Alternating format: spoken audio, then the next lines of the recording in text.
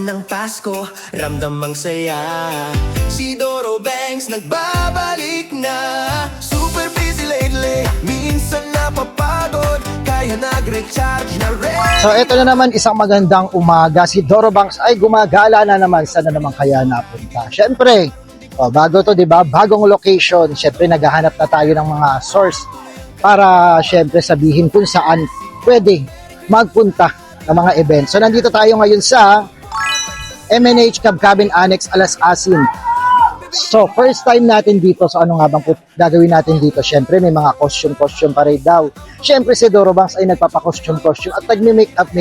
So titingnan natin kung kaya ng powers ni Doro Banks ang kanilang mga costume, kung magsha-shine ba sila kesa sa akin.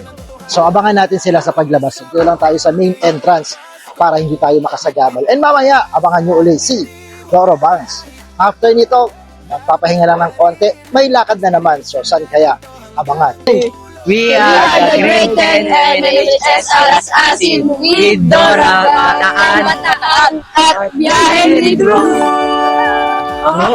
Isang magandang umaga, magandang tanghali, magandang gabi. This is Doro Banks ng Bataan. So nandito tayo sa diba maingay, pero ayan, nagpakilala lang tayo. Nandito tayo ngayon sa isang event ng school dito sa Bataan. Saan nga ba? Sa Alas Asin MNH.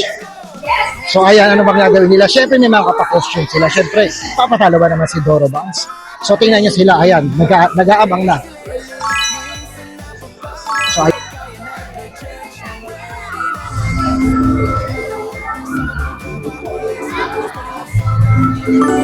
So ayan, nag-uumpisa na silang lumakad. Ayan, kaway-kaway naman mga bata. So ayun ko na makita ko sa isa yung mga costume nila. Ang dami nilang costume.